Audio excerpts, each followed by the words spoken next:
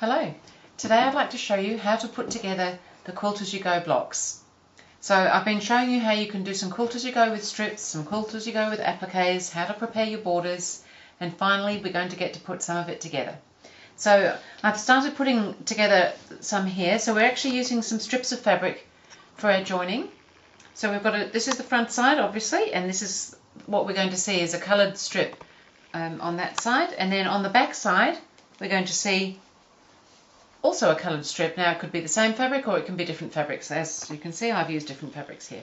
So we cut our blocks, or I cut my blocks to 9.5 inches, and that's the size they're going to stay. They don't get taken in with seams or anything like that.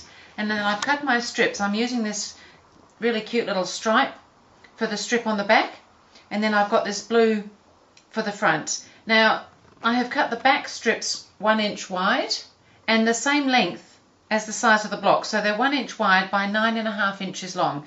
I think it's a really good idea to cut them to the right length before you sew them, so that things can't sort of travel and move. When you've got the batting and everything in the fabric, things can kind of move, and you might find that they get a little bit short or tight or long or something. And the front strip is actually a 2 inch wide strip, but I've pressed it in half so that the raw edges meet, and that also I've cut to length. So I'll show you now how we join them. So on the back I'm going to lay right sides together my strip level with the raw edges of the block, and I'm going to flip that over, and then I'm going to lay the blue strip on the right side also with the raw edges level. Now you may find you want to pop a couple of pins in there. As we know, I'm not really a pin person, but I'll use pins today. This is partly so that we can make sure things are feeding evenly. If you've got a walking foot's a really good idea, because we're going through so many thicknesses including a batting, which makes it quite spongy. What the walking foot does is it feeds from the top as well as the underneath, so you get this more even feed going on. So I'm going to go to the sewing machine now. I'm just going to sew a 1/4 inch seam allowance away from that edge as you would normally do, just your 1/4 inch all the way down on there.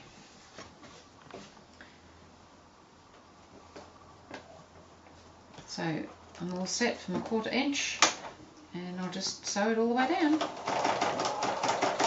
taking those pins out as I go.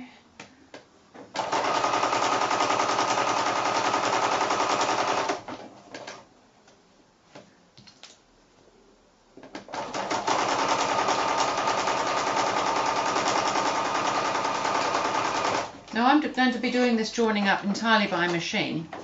If you're wanting to do some hand sewing and slip stitch it down, you need to do all this in reverse.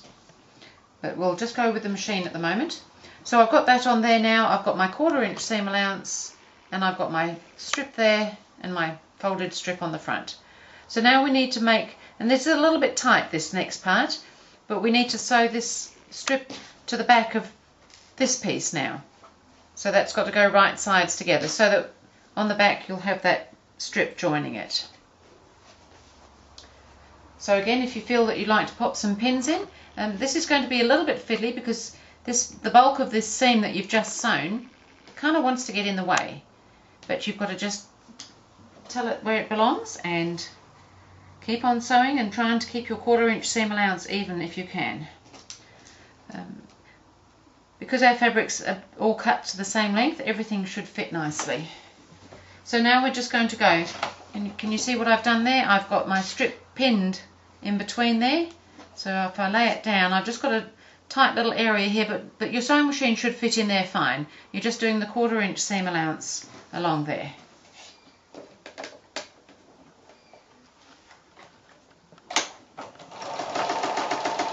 So you can just hold this other seam out of the way a little bit as you go, so just take it slowly. Don't need to rush. Remember, you've already quilted your quilt. You're nearly done.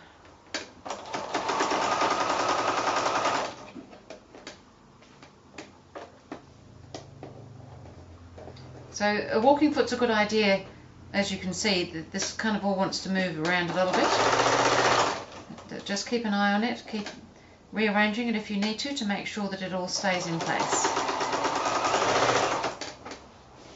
I'd much rather take my time over this and have it right than unpick it.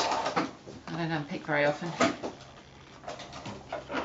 Okay, now that can come out of there, and we should be all sorted. So this, what will happen now, if you've got your 1/4 inch seam allowance right, is those little areas that are in the seam allowance should now just sit together quite comfortably. They shouldn't be overlapping, there shouldn't be any gaps, they should just sit together, so that when we fold this over, which we're going to do, and cover that, it's not over a great fat ridge or anything, it's just a little bit of a ridge because it's an extra piece of fabric.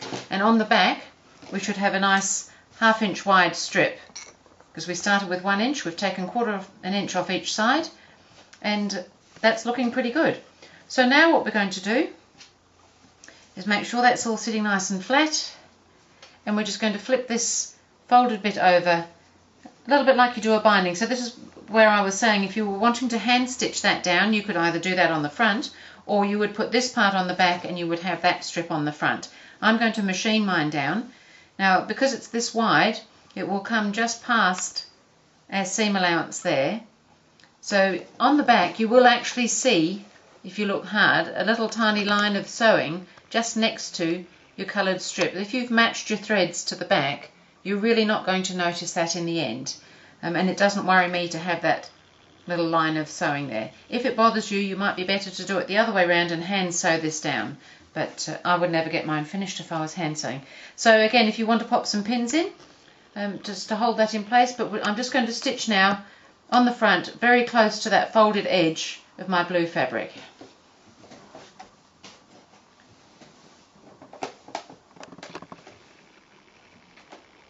And I have got a matching blue thread in the top, but I've left my neutral on the back, so I will actually see my back stitching, but it's not worrying me.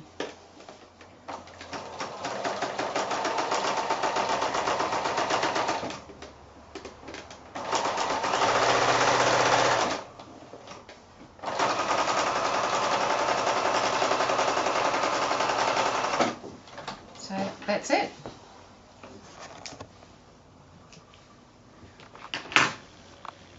So there we are, all nicely joined up, and nicely joined up on the back. So that's all ready to do the next strip and join that together. But I've actually already done the next little bit, so I can show you how it's all going to go together. So I've already joined up these 2 rows of blocks because I was only having 9 blocks, and I've pre-cut, like I had pre-cut the lengths to go between the blocks. When I've joined the row, I've also pre-cut that to the length. When we measured for the borders, we found that the 3 9.5 inch square blocks measured 28.5 inches long, so I knew that I could cut my strips that long. So on the back I've got all that little coloured stripe going on there, which is quite fun. So I've joined my rows, and I've joined the border on that side, so I can now go ahead and join that row on there, and I've already got my strips cut here. So I cut them the 28.5 inches, and that will be, because nothing's changed size. All we've done is put those seams together and add those strips over the top just to cover the seam, so that you can see that that is actually the right length, that 28.5 inches. So nothing has changed, which is really good. You can kind of be all organised with this quilt. And then I've got my other border to go on that side there. Now in the corners, because of the way I'm doing the borders, I wanted some little coloured squares, so I've already joined those on the end. I had quilted some little squares, and they're going in the corners, so they're already on there now. So I can do this whole bit through. I can join up these rows, put the 2 borders on the sides, and then I can do the long strip down here, and I've already pre-cut my strips to go along there. It was my 28.5 inches plus my 5 inches each end for the border, so that's 10 inches, so that was a 38.5 inches. So they're already pre-cut, which is great. So there's my quilt just about done, and everything else, when I joined the little squares on the border, I put it on exactly the same way as I've joined all these together.